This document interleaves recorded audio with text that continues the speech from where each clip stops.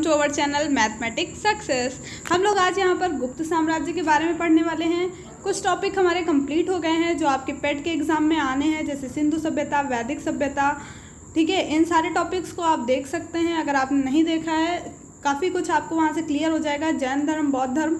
ठीक है, आज गुप्त साम्राज्य लाइन वाइज हम लोग सारे टॉपिक को कवर करेंगे ताकि कोई भी क्वेश्चन यहाँ से जो बने वो ना छूटे। ठीक है, तो गुप्त साम्राज्य देखते हैं। गुप्त साम्राज्य का उदय 3री शताब्दी के अंत में प्रयाग के निकट कौशाम्बी में हुआ। तो इसका जो स्टार्टिंग मानी जाती है वो कब से मानी जाती है? 3री शताब्दी से के अंत से मानी जाती है।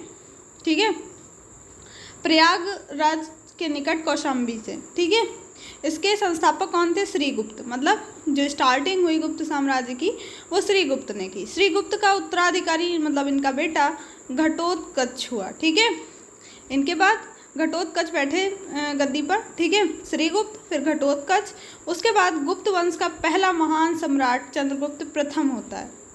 जो इसको वास्तविक संस्थापक गुप्त साम्राज्य का अगर पूछा जाएगा तो आप चंद्रगुप्त प्रथम लगाएंगे, और संस्थापक पूछेंगे तो श्रीगुप्त। ठीक है, क्योंकि जो महान शासक हुआ वो चंद्रगुप्त प्रथम पहला महान शासक हुआ। 320 ईस्वी में गद्दी पर बैठता है। लिच्छवी राजकुमारी कुमार देवी से इनका विवाह हुआ और इन्हें महाराजा धीराज की उपाधि इन्होंने धारण की। ठीक है, अब देखो गुप्त संवत की शुरुआत चंद्रगुप्त प्रथम ने की थी। ठीक है, ये ध्यान रखेंगे। 2 चंद्रगुप्त मतलब कई सारे चंद्रगुप्त हुए हैं। आपने अभी मौर्य साम्राज्य में चंद्रगुप्त मौर्य भी पढ़ेंगे आप। ठीक है, यहाँ चंद्रगुप्त गुप्त साम्राज्य से हैं। ठीक है, चंद्रगुप्त प्रथम, चंद्रगुप्त 2, समुद्रगुप्त, स्कंदगुप्त, ये सब इसमें देखने को मिलेंगे। तो गुप्त संवत की शुरुआत चंद्रगुप्त प्रथम ने की। चंद्रगुप्त प्रथम का उत्तराधिकारी हुआ समुद्रगुप्त, जो 335 में बैठता है, और इसको क्या कहते हैं? भारत का नेपोलियन कहते हैं। समुद्रगुप्त का दरबारी कवि कौन था? हरिसेन। किसके दरबार में रहते थे ये पूछा जाता है, तो ये समुद्रगुप्त के दरबार में रहते थे। इन्हें प्रयाग प्रशस्ति लेख की रचना की है। समुद्रगुप्त विष्णु का उपासक था। किसका उपासक था?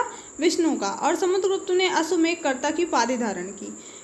विष्णु जी के उपासक थे, अश्वमेधकर्ता की इन्होंने उपाधि धारण की। संगीत प्रेमी थे, और सिक्कों पर जो उस टाइम के सिक्के थे उन पर इनकी वीणा बजाते हुए इनकी प्रतिमा देखने को मिलती है सिक्कों पर। ठीक है, तो ऐसा माना जाता है उन सिक्कों से कि ये संगीत प्रेमी थे।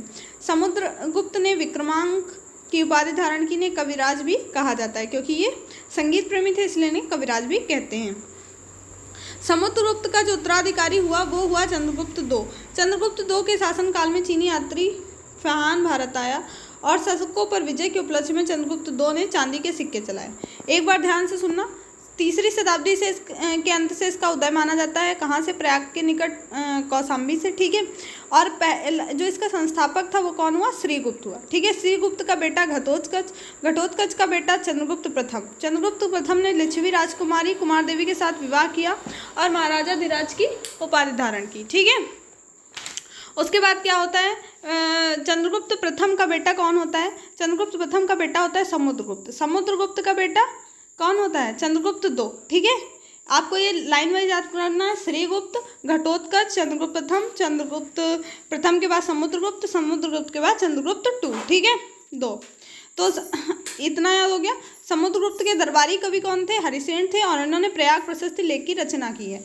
आपसे पूछा जाएगा कि चीनी यात्री फहायान किसके जो है कब आया था, किसके शासनकाल में? तो आपको बताना है चंद्रगुप्त 2 के शासनकाल में आया था। आपने ह्वेनसांग पढ़ा था, वो आया था हर्षवर्धन के टाइम पीरियड पे। ठीक है, और ये फहायान है जो चंद्रगुप्त 2 के टाइम पीरियड पे आया था। कौन था ये? तो ये चीनी बौद्ध यात्री था। चंद्रगुप्त 2 ने शकों पर विजय के उपलक्ष्य में चांदी के सिक्के चलाए थे, ये ध्यान रखेंगे। और वीणा बजाते हुए प्रतिमा किसकी मिलती सिक्कों पर? तो वो समुद्रगुप्त की मिलती है। ठीक है, अब आगे देखेंगे। चंद्रगुप्त का उत्तराधिकारी कुमारगुप्त फर्स्ट या गोविंद गुप्त भी इसको कहते हैं। कुमारगुप्त फर्स्ट ही देखने को आपको ज़्यादातर मिलेगा। ठीक है, तो ये हुआ। नालंदा विश्वविद्यालय की स्थापना किसने कराई? कुमारगुप्त ने कराई। तो आप कुछ कुछ जो इम्पोर्टेंट जिन्होंने कुछ कुछ करवाया है उनको तो याद ही रखेंगे। जैसे समुद्रगुप्त की वीणा बजाते हुए प्रतिमा, भारत का नेपोलियन उसको कहते हैं, संगीत प्रेमी था, हरिसेन उसके दरबार में आया तो वो इम्पोर्टेंट हो गया। चंद्रगुप्त 2 ने शकों पर विजय के उपलक्ष्य में सिक्के चलाए तो वो भी इम्पोर्टेंट हो गया। ठीक है, और ऐसे ही मतलब जो जो इम्पोर्टेंट है उनको तैयार करते चलेंगे। ये नालंदा विश्वविद्यालय हो गया, इसकी स्थापना किसने की? कुमारगुप्त ने की। ठीक है, कुमारगुप्त फर्स्ट का उत्तराधिकारी स्कंदगुप्त हुआ। अब चंद्रगुप्त दो का बेटा कुमारगुप्त, कुमारगुप्त का बेटा स्कंदगुप्त। स्कंदगुप्त ने गिरनार पर्वत पर स्थित सुदर्शन झील का पुनरुद्धार कराया। ठीक है, तो सुदर्शन झील का पुनरुद्धार किसने कराया था? तो स्कंदगुप्त ने कराया था। स्कंदगुप्त ने पर्णदत्त को सौर राष्ट्र का गवर्नर नियुक्त किया। इसके शासनकाल में हूणों का आक्रमण शुरू हो गया। ठीक है, किसके शासनकाल में हूणों का आक्रमण शुरू हुआ? तो स्कंदगुप्त के शासनकाल में। अंतिम गुप्त शासक कौन था? तो विष्णुगुप्त था। गुप्त साम्राज्य की सबसे बड़ी प्रादेशिक इकाई जो है देश थी, जिसके शासन को गोपना कहा जाता था। एक दूसरी प्रादेशिक इकाई भुक्ति थी, जिसके शासक को उपरिक कहते थे। ठीक है, तो सबसे बड़ी जो प्रादेशिक इकाई देखने को मिलती ही थी वो देश थी और इसके शासक को गोपना कहा जाता था, और जो दूसरी थी वो भुक्ति थी, जिसके शासक को उपरिक कहते थे। भुक्ति के नीचे विषय का प्रमुख कौन होता था? विषयपति। पुलिस विभाग का मुख्य अधिकारी दंडपाशिक। ठीक है, जो पुलिस का मेन होता था उसको क्या कहते हैं? दंडपाशिक। आपने अभी पढ़ा था, कहाँ पढ़ा था आपको ये बताना है। ठीक है, पुलिस के जो अपराधियों को पकड़ने वाले थे उनको उग्र कहते थे। तो वो किस काल में कहते थे, कहाँ पढ़ा था, ये आपको नीचे कमेंट बॉक्स में बताना है। ठीक है, और यहाँ आपको याद रखना है गुप्त काल में दंडपाशिक कहा जाता था, दंड देने वाला। ठीक है, पुलिस विभाग के साधारण कर्मचारियों को चाट और भाट कहते थे। ठीक है, छोटे मतलब जो कर्मचारी होते थे साधारण, उनको चाट भाट कहते थे। प्रशासन की सबसे छोटी इकाई ग्राम थी, सबसे बड़ी देश थी, देश के शासक को गोपना कहते थे। सबसे छोटी इकाई ग्राम है, ग्राम के मुखिया को ग्रामीक कहा जाता था। अन्य सदस्य मेहतर कहलाते थे। ग्राम समूह की छोटी इकाई को पेट कहते थे, पेट कहा जाता था। ग्राम समूहों की भी छोटी इकाई होती थी, इनको पेट कहा जाता था। गुप्त शासन कुमारगुप्त के दामोदर ताम्रपत्र में भूमि बिक्री संबंधी अधिकारों के क्रियाकलाप का उल्लेख है। भू राजस्व कितना था? 1/4 से 1/6 तक लेते थे, मतलब भूमि के अनुसार लिया जाता था। कैसी भूमि है, उपज वाली है, बंजर है, ठीक है, कम उपज वाली है, उस हिसाब से। क्षेत्र देखो, कृषि करने योग्य भूमि को क्षेत्र कहते थे, वास करने योग्य भूमि को वास्तु कहते थे, जो पशुओं के लिए होती है उसको चारागाह, ये तो आप जानते ही हैं। ऐसी भूमि जो जोतने योग्य नहीं होती थी उसको सिल कहा जाता था। ठीक है, बंजर भूमि जिस पर कोई खेती नहीं की जा सकती उसको सिल कहते थे। अपरहत भूमि मतलब ऐसी भूमि जो जंगली होती थी, मतलब जंगलों के लिए थी। ठीक है, तो उसे अपरहत भूमि कहते थे। अब गुप्तकालीन कुछ मंदिर हैं, ये मंदिर पूछे जाते हैं कि किस मतलब कहाँ पे मिलते हैं। ठीक है, तो इनको आप ध्यान रखेंगे। ये दशावतार मंदिर बहुत ज़्यादा पूछा जाता है। दशावतार देवगढ़ का है, ललितपुर में ये है, यूपी में पड़ता है। आपसे देवगढ़ ही पूछा जाएगा। ठीक है, दा से दशावतार, दा से देवगढ़, तो आपको ध्यान रखना है। अब देखो विष्णु मंदिर त्रिगवा जबलपुर में और मध्य प्रदेश में। तो कैसे याद रखेंगे? देखो ब्रह्मा विष्णु महेश, 3 नाम सुने आपने। ठीक है, तो वहाँ से विष्णु मंदिर किसका हो गया? त्रिगवा। ठीक है, 3 लोगों का हो गया। ठीक है, शिव मंदिर भूमरा। ठीक है, शिव मंदिर कहाँ है? भूमरा, नागौदा, मध्य प्रदेश में। ठीक है, तो शिव मंदिर याद रख लेंगे। पार्वती नैना कुठार। ठीक है, पार्वती जी का नैना कुठार, तो पार्वती जी के नयन से याद रख लीजिए, नैना कुठार। दशावतार देवगढ़ हो गया। शिव मंदिर खो 2 जगह है शिव मंदिर, एक तो भूमरा, दूसरा खोद, भूमि को खोद। ठीक है, ऐसे याद रख लो, भूमि को खोदो, तो भूमरा और खोह ये दोनों जगह में मिलेगा, और दोनों एक ही जगह में। नागौद में ये भी है, ये भी मंदिर है। तो शिव मंदिर कहाँ मिलेगा? भू को खोदो। ठीक है, भू को खोदो, वहाँ से शिव जी निकलेंगे, भूमरा और खो में। ठीक है, भीतरगांव मंदिर, लक्ष्मण मंदिर भीतरगांव कानपुर ईंटों द्वारा निर्मित है। ठीक है, भीतरगांव मंदिर और लक्ष्मण मंदिर ये दोनों कहाँ मिलेंगे? ये कानपुर में मिलेंगे, ये और ये ईंटों द्वारा निर्मित है, तो इनको ध्यान रखना है। भीतरगांव मंदिर भी इंपॉर्टेंट है, यूपी वाले एग्जाम्स के लिए ज़्यादा है, क्योंकि यूपी में पूछ लेते हैं कि यूपी स्पेशल आता है तो उसमें पूछा जाता है कि कहाँ पर मिलेगा। ठीक है, तो यूपी में आपको देखने को मिला है यहाँ पे, एक तो दशावतार यूपी का है, एक तो भीतरगांव है। ठीक है, और इसके अलावा शिव मंदिर जो है वो आपका एमपी में मिलेगा, और विष्णु मंदिर आपका ये भी एमपी में मिलेगा। ठीक है, तो 2 ही जगह इनके मंदिर हैं, एक तो एमपी में, यूपी में। वैसे हमको क्या पता चलता है, जो इनका साम्राज्य फैला हुआ था वो यूपी और एमपी के क्षेत्रों में फैला था। ठीक है, अब आगे देखेंगे। सिंचाई के लिए रहट या घंटी यंत्र का प्रयोग करते थे। श्रेणी के प्रधान को ज्येष्ठक कहा जाता था। गुप्त काल में उज्जैन सर्वाधिक महत्वपूर्ण व्यापारिक केंद्र था। गुप्त राजाओं ने सर्वाधिक स्वर्ण मुद्राएं जारी की।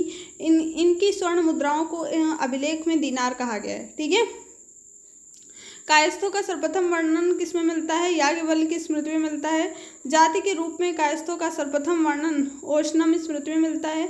विंध्य जंगल में सबर जाति के लोग अपने देवताओं को मनुष्य का मांस चढ़ाते थे। ठीक है, विंध्य जंगल में जो सबर जाति के लोग होते थे, देखो आपने देखा होगा मतलब अक्सर पिक्चर्स में, मूवीज़ में, कि वहाँ क्या होता है, आदिवासी लोग बलि देते हैं। ठीक है, तो वैसे जो सबर जाति के लोग थे वो देवताओं में मनुष्य का मांस चढ़ाते थे। पहली बार किसी के सती होने का प्रमाण 510 ईस्वी में भानुगुप्त के एरण अभिलेख से मिलता है। आपने ये अभिलेख इससे पहले भी पढ़े, एरण अभिलेख, हाथी गुम्फा अभिलेख। ठीक है, तो वो सारे अभिलेख पढ़े थे। वैसे ही ये भानुगुप्त का अभिलेख, एरण अभिलेख भी आपने वहाँ पे भी एक बार देखा था। ठीक है, तो इसमें भोजराज की मृत्यु पर उनकी पत्नी के सती होने का प्रमाण यहाँ पे देखने को मिलता है। ठीक है, गुप्त काल में वेश्यावृत्ति करने वाली महिलाओं को क्या कहा जाता था? गणिका कहा जाता था, और वृद्ध वेश्याओं को कुटनी कहा जाता था। आपने देखा था हाथी गुम्फा अभिलेख जो था उसमें क्या था, याद है? हाथी गुम्फा अभिलेख जो था वो कलिंग जो अशोक के टाइम पीरियड पे कलिंग युद्ध हुआ था उससे रिलेटेड था, खारवेल के टाइम पीरियड पे वो था। ठीक है, और एक आपने पढ़ा था जूनागढ़ अभिलेख रुद्रदामन के टाइम का, और प्रयागराज स्तंभलेख पढ़ा था जो कि समुद्रगुप्त के टाइम पीरियड का था। ठीक है, एक साथ पढ़ा था, जो यूनानी अरबी लेखक पढ़े थे उसमें आपने पढ़ा था। ठीक है, तो वहाँ से एक बार देखना जरूर। ग्वालियर अभिलेख था भोज प्रतिहार भोज के लिए। ठीक है, तो उसमें जो गुप्त वंश से रिलेटेड थे तो एक समुद्रगुप्त का था, प्रयागराज स्तंभलेख, और भीतर और जूनागढ़ अभिलेख जो ये थे ये स्कंदगुप्त के थे। ठीक है, तो आपको वहाँ से दो ये मिल गया एरण अभिलेख भानुगुप्त के। ठीक है, भानुगुप्त का तो आपको याद रखना है, एक तो हाथी गुम्फा अभिलेख कलिंग राज खारवेल से रिलेटेड था, और जूनागढ़ अभिलेख जो था वो रुद्रदामन के टाइम पीरियड पे था, प्रयाग प्रशस्ति समुद्रगुप्त का, और भीतर और जूनागढ़ ये दोनों स्कंदगुप्त के। ठीक है, एरण अभिलेख में भानुगुप्त से रिलेटेड है, और इसमें क्या है, सती होने का पहला प्रमाण जो है यहीं पे मिला है भोजराज की मृत्यु पर उनकी पत्नी के सती होने का। गुप्त काल में जो वैश्यावृत्ति करने वाली महिलाएं थी उनको गणिका कहा जाता था, और जो वृद्ध वैश्याएं होती थी उनको कुटनी कहा जाता था। अब आगे देखेंगे। गुप्त साम्राज्य वैष्णव धर्म के अनुयायी थे, और उन्होंने इसे राजधर्म बनाया था। ठीक है, जो विष्णु भगवान के उपासक थे, और उन्होंने इसे राजधर्म बनाया था। विष्णु का वाहन क्या होता है? गरुण गुप्तों का राज चिन्ह था। जब ये विष्णु भगवान के उपासक थे तो उनका जो राज चिन्ह है तो वो भी गरुण को रखा था, जो कि विष्णु जी का वाहन होता है। गुप्त काल में वैष्णव धर्म संबंधी सबसे महत्वपूर्ण अवशेष देवगढ़ का दशावतार मंदिर है। देखिए अभी आपको बताया था, बहुत इंपॉर्टेंट है ये। तो जो वैष्णव मंदिर है गुप्त काल का, दशावतार मंदिर देवगढ़ ललितपुर में मिलता है, या बेतवा नदी के तट पर स्थित है। बहुत ही इम्पॉर्टेंट है। ठीक है, ये अजंता की निर्मित कुल 29 गुफाओं में से वर्तमान में केवल 6 ही शेष बची हैं। अजंता एलोरा की गुफाएं आपने सुना होगा। ठीक है, इसमें गुफा नंबर जो 16 और 17 है ये गुप्तकालीन है। ठीक है, जो 29 गुफाओं में वर्तमान में केवल 6 ही बची हैं, जिनमें से 16 और 17 नंबर जो है वो गुप्त काल में है। गुफा नंबर जो 16 है उसमें उत्कीर्ण मरणासन राजकुमारी का चित्र प्रशंसनीय है। ठीक है, जो मरणासन स्थिति में राजकुमारी का चित्र बना हुआ है वो काफ़ी प्रशंसनीय है, अच्छा है। ठीक है, जो 17 नंबर है उसमें क्या बना हुआ है, उसे चित्रशाला कहा जाता है। इसमें बुद्ध के जन्म, जीवन, महाभिनिष्क्रमण, महापरिनिर्वाण घटनाओं को चित्रित किया गया है। ठीक है, महाभिनिष्क्रमण कब कहा गया था? जब उन्होंने पहला उपदेश दिया। महापरिनिर्वाण उनकी मृत्यु को कहा गया था। ठीक है, आपने पढ़े थे कब क्या किसका प्रतीक चिन्ह था उनका। ठीक है, तो वो प्रतीक चिन्ह घोड़ा जाने का मतलब गृह त्याग का प्रतीक था। ठीक है, इस टाइप से पढ़ा था ना। जन्म, कमल और सांड का निर्वाण प्राप्त किया, मतलब पद चिन्ह उनके रह गए। तो पद चिन्ह का, मृत्यु स्तूप मृत्यु का था, ज्ञान पीपल के वृक्ष के नीचे मिला था, गृह त्याग घोड़ा। ठीक है, जन्म, कमल और सांड था। तो ये सब याद रखेंगे एक बार, जैसे ही नाम आए तुरंत पीछे रिमाइंड करो। अजंता की गुफाएं बौद्ध धर्म की महायान शाखा से संबंधित है। महायान शाखा क्या थी? जिसमें लोग दूसरों के कल्याण के बारे में सोचते थे। ठीक है, और किस माध्यम से निर्वाण प्राप्ति जो है ये मानते थे? तो आपको पता है हीनयान जो थे वो अरहत उनके लिए आदर्श वाक्य था, और जो महायान थे वो बोधिसत्व उनका आदर्श वाक्य था। ठीक है, मतलब दूसरों के कल्याण के लिए अपने निर्वाण में विलंब करना। अब देखो, चंद्रगुप्त II के शासनकाल में संस्कृत भाषा का सबसे प्रसिद्ध कवि कालिदास हुए।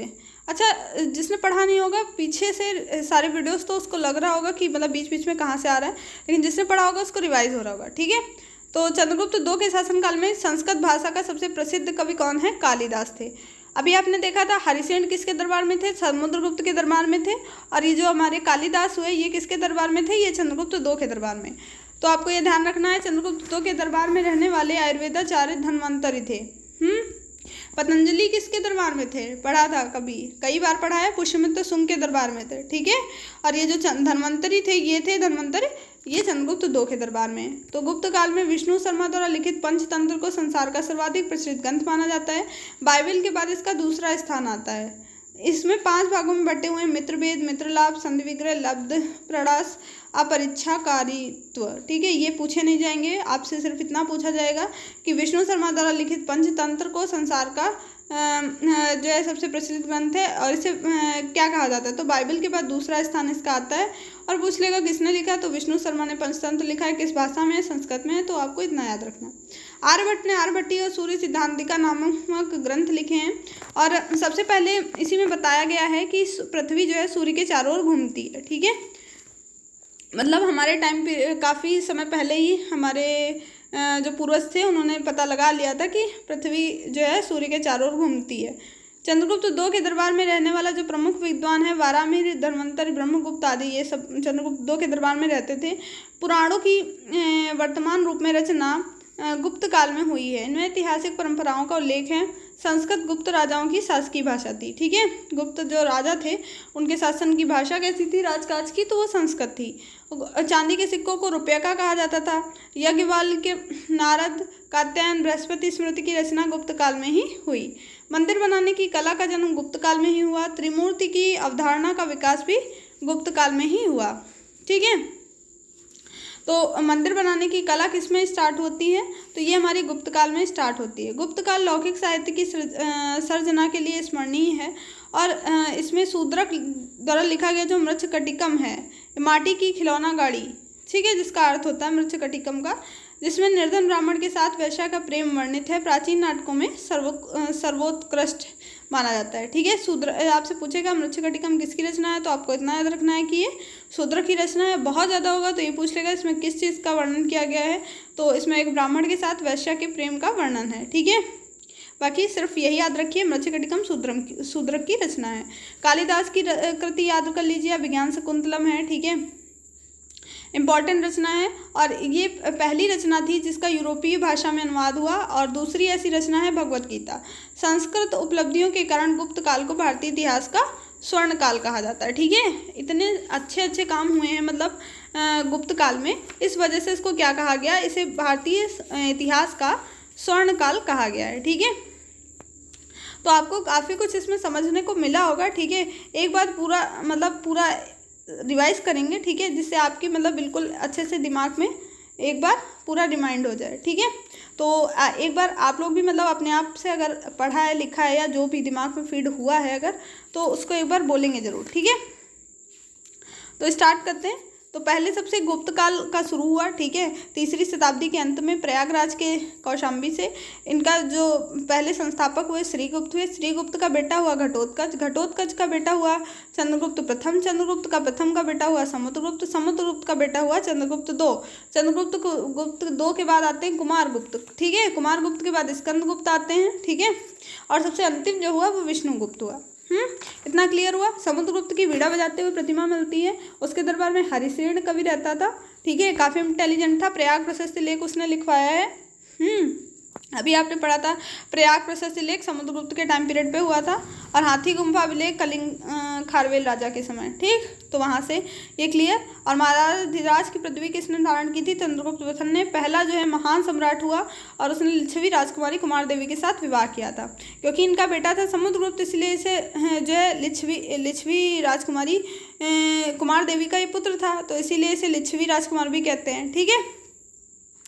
और अब समुद्रगुप्त जो था विष्णु का उपासक था। पूरा आपको पता है गुप्त काल के जितने भी शासक हुए वैष्णव धर्म के अनुयायी थे, और इन्होंने अपना इनका जो प्रतीक चिन्ह था वो भी विष्णु जी का वाहन गरुड़ को बनाया, ठीक है। तो इतना हुआ क्लियर। और विक्रमांक की उपाधि किसने धारण की थी, तो वो भी समुद्रगुप्त ने धारण की थी।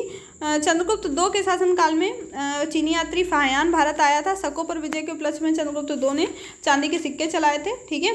नालंदा विश्वविद्यालय की स्थापना जो वो कुमारगुप्त ने की थी, और गिरनार पर्वत पर सुदर्शन झील का पुनरुद्धार किसने कराया था? स्कंदगुप्त ने कराया था। स्कंदगुप्त कौन था? तो कुमारगुप्त का बेटा था। इतना क्लियर। अंतिम शासक विष्णुगुप्त हो चुका है। ठीक है। सबसे बड़ी जो प्रादेशिक इकाई थी वो देश होती थी, सबसे छोटी जो होती थी वो ग्राम होती थी। देश का मेन जो मुखिया होता था उसे गोपना कहते थे। ठीक। और ग्राम के ग्रामीण कहते थे। और दूसरी जो प्रादेशिक इकाई सबसे बड़ी तो देश हो गई, दूसरी जो होती थी उसे भुक्ति होती थी, और भुक्ति के शासक को उपरीक कहते थे। पुलिस विभाग के मुख्य अधिकारी को दंडपाशिक कहते थे। पुलिस विभाग के जो साधारण कर्मचारी होते थे उनको चाटभाट कहते थे, है ना। वास्तु वास करने योग्य भूमि थी। क्षेत्र कृषि योग्य भूमि थी। विष्णु जी का मंदिर त्रिगवा में मिलता है, 3। ठीक है। ब्रह्मा विष्णु महेश 3 ना, महेश त्रिगवा में। पार्वती जी नैना कोठार में। शिव मंदिर 2 जगह मिलता है, कहाँ? भूमि खोदो मतलब भूमरा और खो में। ठीक है। और दशावतार देवगढ़ में। सिंचाई के लिए रेहट या घंटी यंत्र का प्रयोग करते थे।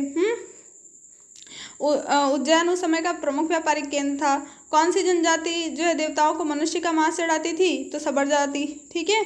एरण अभिलेख भानुगुप्त का एरण अभिलेख से जो है सती होने का प्रमाण का पता चलता है। भोजराज की पत्नी के सती होने का प्रमाण है। और वैश्यावृत्ति करने वाली महिलाओं को गणिका कहा जाता था। जो वृद्ध होती थी उन्हें कुटनी कहते थे। 29 गुफाएं मिली हैं जनता में निर्मित, और उनमें से 6 जो है गुप्त काल से, मतलब 6 ही अब से उपलब्ध हैं। और जो 16-17 नंबर है वो गुप्त काल से। 16 में क्या है? मरणासनेस राजकुमारी का चित्र है, और 17 चित्रशाला कहलाती है। ठीक है। चित्रशाला में भी, और उसमें क्या है? बुद्ध के जन्म मरण इन सब से रिलेटेड सारी घटनाओं का चित्रण हुआ है। और महायान शाखा से संबंधित है जनता की गुफाएं जो हैं। ठीक है। लोगों का कल्याण करते थे। अरहत इनका आदर्श वाक्य था। जो हीनयान थे उनका जो आदर्श वाक्य था वो अरहत था, और जो महायान थे उनका बोधिस्व था। ठीक है। सबसे प्रसिद्ध जो चंद्रगुप्त II के शासन काल में जो कवि हुए चंद्रगुप्त, वो थे कौन? कालिदास। और हरिशेठ समुद्रगुप्त के शासनकाल में थे। विष्णु शर्मा भी गुप्त काल में थे। पंचतंत्र इन्होंने लिखा है, संस्कृत भाषा में है। ठीक है। सर्वाधिक प्रचलित था। और आर्यभट्टी सूर्य सिद्धांतिका किसने लिखी है? तो आर्यभट्ट ने लिखी है। और इसमें इन्होंने बताया कि पृथ्वी सूर्य के चारों चक्कर लगाती है। संस्कृत जो थी इनकी राजकाज की भाषा थी। रुपये को, चांदी का जो रुपया आता था उसे रुपयका कहा जाता था। और मंदिर बनाने की कला का जन्म गुप्त काल में हुआ है। त्रिमूर्ति का विकास भी इन्हीं से हुआ। ठीक है। शूद्रक का नाम जो है मत्स्यकटिकम, जो माटी का खिलौना गाड़ी होता है, ये रचना किसकी है? तो ये शूद्रक की रचना है। कालिदास की अभिज्ञान शकुंतलम है। और जो पहली रचना थी जिसका यूरोपीय भाषा में अनुवाद हुआ वो कौन सी है? तो वो भी है अभिज्ञान शकुंतलम है। दूसरी जो है वो भगवत गीता है। संस्कृत की उपलब्धियों के कारण गुप्त काल को भारतीय इतिहास का स्वर्ण काल कहा जाता है। तो ये सारी चीज़ें बातें हो गई। ठीक है। गुप्त काल के बारे में उम्मीद करते हैं आपको सारी चीज़ें अच्छी तरीके से क्लियर हुई होंगी। ठीक है। नहीं हुई है, ठीक है, तो जहाँ पे अगर कोई प्रॉब्लम है तो नीचे कमेंट बॉक्स आपके लिए है। ठीक है। वहाँ पे आप अपनी डाउट्स को बता सकते हैं, और अगर वहीं पे मतलब देने भर का आंसर होगा तो दे दिया जाएगा। और हालांकि सारे क्वेश्चन यहाँ से क्लियर हो ही गए होंगे। जितने भी गुप्त साम्राज्य से बन सकते हैं वो सारे क्वेश्चन यहाँ पे हमने डिस्कस कर लिए हैं।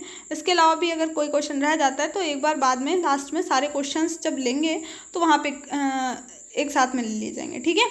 तो अगर आपको वीडियो पसंद आता है तो प्लीज़ अपने सभी दोस्तों को शेयर ज़रूर करेंगे और लाइक करेंगे जाएंगे। मिलते हैं नेक्स्ट वीडियो में। जय हिंद, जय भारत।